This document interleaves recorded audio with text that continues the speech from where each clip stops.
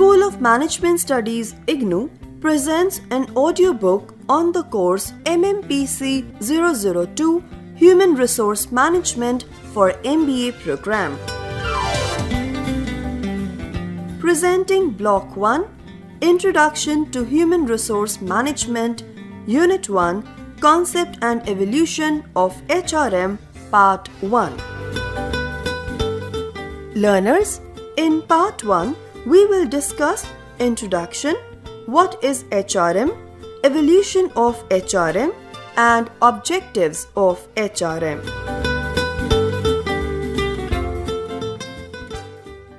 Unit 1, Concept and Evolution of Human Resource Management. In this unit, we will read and understand first the meaning and concept of human resource management. Second, trace the evolution of HRM, that is human resource management. Third, understand the scope and objectives of HRM. And fourth, explain various components of HRM.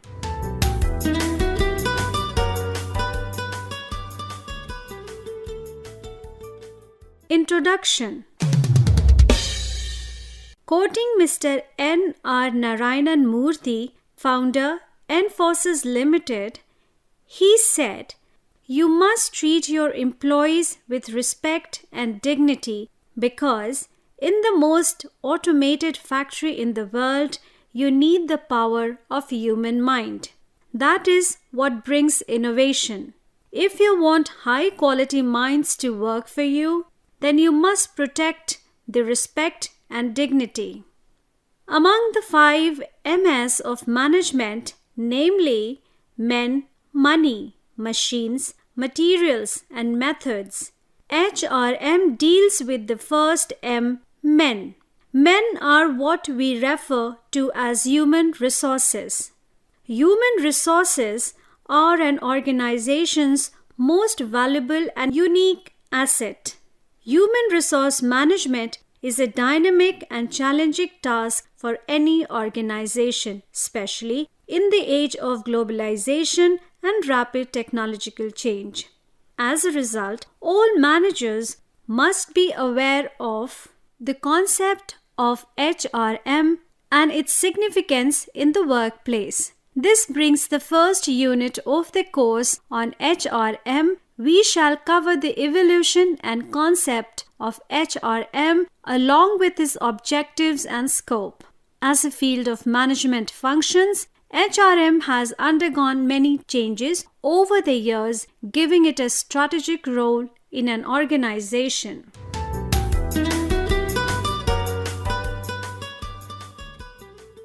What is HRM? HRM is the process of acquiring, developing, maintaining, and retaining human resources in an organization with the strategic objective of achieving organizational goals. So, what is the significance of the term human resource management? Human. This term refers to an organization's required workforce. The term resource refers to an organization's workforce supply. Management refers to the most efficient use of resources in order to achieve organizational goals. Many eminent management scientists have defined HRM in different ways. Let us study that. First, Edwin B. Filippo. He said, "Human resource management is planning, organizing, directing, and controlling of the procurement, development, resources to the end that individual and societal objectives are accomplished." Second, DiCenzo and Robbins. They said, HRM is a managerial process of acquiring and engaging the required workforce appropriate for the job and concerned with developing, maintenance, and utilization of workforce. Third, Seller. He said the policies and practices involved in carrying out the people or human resource aspects of management position, including recruiting, screening, training, rewarding, and appraising comprises of HRM. Fourth, French Wendell. He said, human resource management is the recruitment, selection, development, utilization, compensation, and motivation of human resources by the organization. Fifth, Storey. He said, a distinctive approach to employment management which seeks to achieve competitive advantage through the strategic deployment of a highly committed and capable workforce using an integrated array of cultural, structural, and personnel techniques. In essence, HRM is a strategic approach to acquire, motivate, develop, and manage human resources of an organization. For each of these functions, there are policies which the HR managers follow, keeping in view the organizational culture.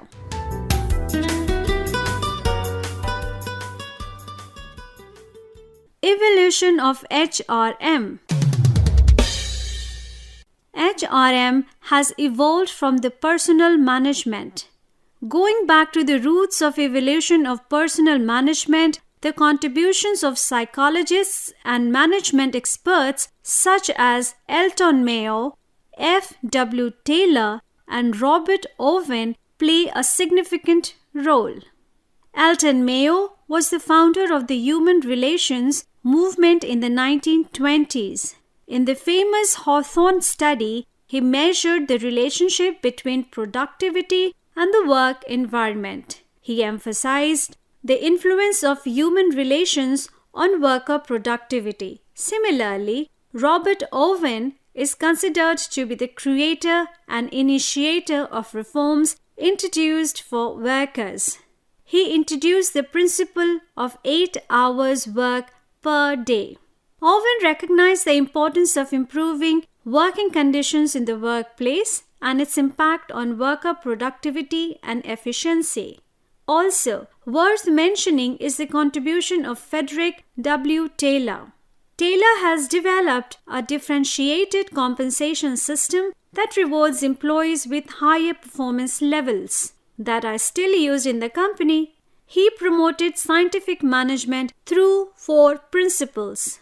First, evaluate a task by dissecting its components. Second, select employees that had appropriate skills for a task. Third, provide workers with inventives and training to do a task. Fourth, use science to plan how workers perform their jobs.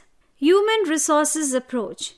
However, at some stage in early 60s, the pet milk principle, advocating that happy workers are productive workers or happy cows provide extra milk, of human relationists have been largely rejected. Recognizing the truth that workers are unique in their personal way, having individual needs, every employee is a unique and surprisingly individual wishes. It was considered that each worker is a completely unique and highly complex character with exceptional desires and values. What motivates one worker won't encourage any other, and being satisfied or feeling appropriate may additionally have very little effect on the productiveness of positive personnel. Slowly, however, steadily, the trend closer to treating employees as resources or assets emerged. The contribution of behavioral science to management practice consists primarily of producing new insights in place of new strategies. It has advanced and extended right into a useful way of thinking about the position of the supervisor, the nature of businesses, and the behavior of an individual inside and business enterprise. Let us look into these trends more closely by examining the transformation of personnel management to HRM from one stage to another by understanding its differences and stages of development. Stages of development of HRM. Modern concept of HRM has developed through the following stages. First, the commodity concept. Before Industrial Revolution, the guild system was the beginning of personnel management. Guild was a closely knit group concerned with selecting, training, rewarding, and maintaining workers. Labor began to be considered a commodity to be bought and sold. Second, the factor of production concept. Employees were considered a factor of production just like land, materials, machinery. Taylor's scientific management stressed proper selection and training of employees so as to maximize productivity. Third, the paternalistic concept.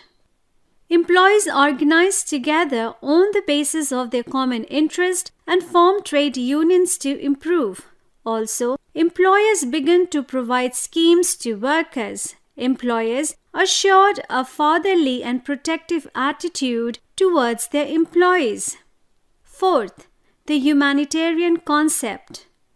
It is based on the belief that employees had certain inalienable rights as human beings and it is the duty of the employer to protect. Rather, social and psychological satisfaction was equally important in human problems of workplace. This is also known as Hawthorne experiments of Douglas MacGregor also generated considerable interest human relations concept. Fifth, the behavioral human resource concept. It aimed at analyzing and understanding human behavior in organization, motivation, group dynamics, organizational climate, organizational conflict, etc. became popular under this concept. Employees began to be considered as valuable assets of an organization. Efforts were made to integrate employee with the organization so that organizational goals and employees' aspirations could be achieved simultaneously. Focus shifted towards management practices like two-way communication, management by objectives, role of informal groups, quality circles, etc. Sixth, the emerging concept. Now employers are considered as partners in industry. They are given share in companies' stock membership. Slowly and steadily, HRM is emerging as a discipline. HRM essentially emphasizes and incorporates those expectations which are not being fulfilled through the traditional personnel management. However, few management scholars have opened HRM as old bottle with a new label. It integrates in a meaningful way the numerous subsystems like performance appraisal, career development, organizational development, reward management, employee relations, etc. In the subsequent units, we will be covering all these functions in detail. HRM and its evolution in India. The history of HRM in India dates back to the early 1980s when Mr. Uday Parikh and Mr. T.V. Rao championed the cause of the HRM movement. The early adopters of the HRM movement include public sector enterprises such as Bharat Heavy Electricals Limited, State Bank of India, etc. Initially, Indian organizations used to have an industrial relations department, which has subsequently rechristened as the personnel and IR department with the welfare department as one of its sub-departments. The personnel department predominantly suited the blue-collar employees since their general awareness and educational levels were low and the approach was more of administrative nature. The growing importance of the service sector in the Indian economy has also highlighted the importance of change in approach by the personnel and administrative departments. The profile of an employee in the new scenario has the following features. First, employees are mostly in their mid-20s or early 30s. Second, all employees are educated and their level of general awareness is high. Third, employees are more committed to the profession than to the organization. Fourth, the rates of attrition and the level of mobility of employees among the organizations are high. The organizations have to compete for scarce resources, the most important among them being the human resources, more so in the case of the service sector. This has called for the radical transformation of personnel and administrative departments into human resource departments to reflect the human facet of organizations. A glance at the structure of various Indian organizations indicates that the majority of the organizations have re-questioned their personnel and administrative department as human resource development departments. However, this transformation into the HRM mode is at various stages in different organizations. The progressive players and market leaders, especially in the IT and service sectors, have fully adopted this approach, while other players are in the process of adoption. The transformed HR department performs the following functions. First, participating in the strategizing sessions of business policy. Second, preparing the HR strategies in coordination with the corporate strategies. Third, implementing the various HR policies and practices, including HR planning, recruitment and induction, compensation structuring, career planning, competence mapping, performance management, etc. Overall, the HR department has outgrown its mere functional role and has come to assume the responsibility of building the brand for all company to attract the best available talent in the market and also to retain the existing talent. This helps in reducing the recruitment cost and the replacement cost apart from reducing the attrition rates, which helps the organization to complete its projects in time.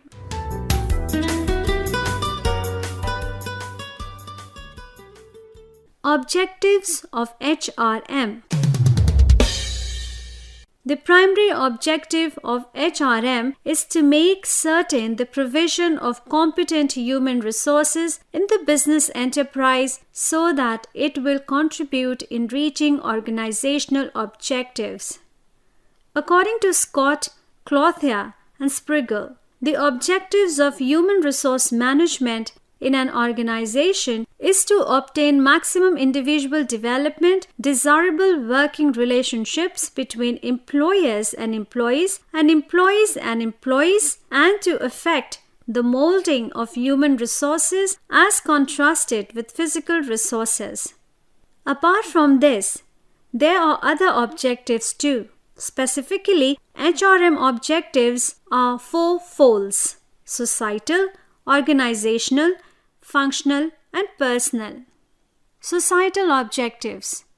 The societal objectives are socially and ethically responsible for the needs and challenges of society. While doing so, they have to minimize the negative impact of such demands upon the organization. The failure of organizations to use their resources for society's benefit in ethical ways may lead to restrictions. For example, the society may limit human resource decisions to laws that enforce reservation in hiring and laws that address discrimination, safety, or other such areas of societal concern. Organizational objectives. The organizational objectives recognize the role of human resource management in bringing about organizational effectiveness. Human resource management is not an end in itself. It is only a means to assist the organization with its primary objectives. Simply stated, the human resource department exists to serve the rest of the organization. Functional objectives. Functional objectives try to maintain the department's contribution at a level appropriate to the organization's needs. human resources are to be adjusted to suit the organization's demands. The department's level of service must be tailored to fit the organization it serves. Personal objectives. Personal objectives assist employees in achieving their personal goals, at least insofar as these goals enhance the individual's contribution to the organization. Personal objectives of employees must be met if they are to be maintained, retained, and motivated. Otherwise, employee performance and satisfaction may decline, giving rise to employee turnover. In order to achieve the above objectives, human resource management undertakes the following activities. First, human resource planning, that is, determining the number and kinds of personnel required to fill various positions in the organization. Second, recruitment, selection, and placement of personnel, that is, employment function. Third, training and development of employees for their efficient performance and growth. Fourth, appraisal of performance of employees and taking corrective steps such as transfer from one job to another. Fifth, motivation of workforce by providing financial incentives and avenues of promotion. Sixth, remuneration of employees. The employees must be given sufficient wages and fringe benefits to achieve higher standard of living and to motivate them to show higher productivity. Seventh, social security and welfare of employees.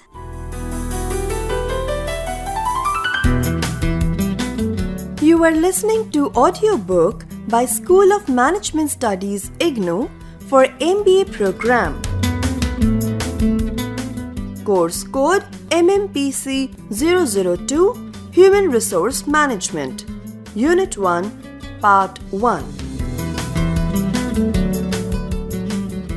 Course Coordinator Professor Neeti Agrawal from School of Management Studies IGNOU. Voiceover by Santosh Bharati. Edited by Taranum Jahan. Program assisted by Jagbandhu Jana. And program produced by Manoj Kumar Singh. This program was brought to you by Electronic Media Production Center of Indira Gandhi National Open University.